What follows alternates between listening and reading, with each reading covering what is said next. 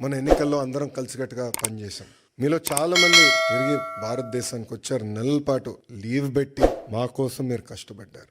అది జీవితాంతం మేము గుర్తుపెట్టుకో. ఎందుకంటే మీరు అందరు ఇక్కడ ప్రొఫెషనల్స్గా ఉన్నవారు, ఆంటర్ప్రినర్స్ చాలా తక్కువ మంది ఉంటారు. సో 2 నెలలు 3 నెలలు ఆఫ్ తీసుకుని వస్తాం అనేది తేలికని పని, కానీ మీరు వచ్చారు. ఇప్పుడు అదే స్ఫూర్తి, అదే ఎనర్జీ రాష్ట్ర పునర్నిర్మాణం కోసం మనం పెట్టాల్సిన అవసరం ఉంది.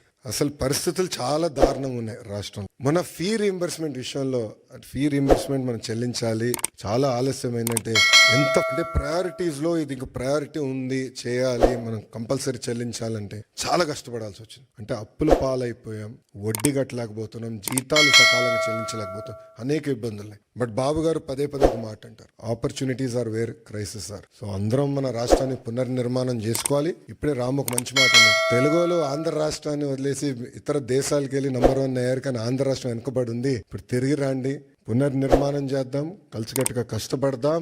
5 సంవత్సరాలు, ఎక్కువ సమయం అవసరం లేదు, 5 సంవత్సరాలు ప్రపంచానికి మళ్ళీ ఆంధ్ర రాష్ట్రం అంటే ఏంటో చేసి చూపించుదామని ఈ సభాముఖం మిమ్మల్ని అందరినీ కోరుకుంటూ, ఇప్పుడే భరత్ చెప్పినట్లు ఎకనామిక్ డెవలప్మెంట్ బోర్డు ఉంది. ఎవరైనా పెట్టుబడులు పెట్టాలన్నా, ఇంటరాక్షన్ చేయాలన్నా ఒక ఆర్గనైజేషన్ ఇప్పుడు క్రియేట్ చేశాం.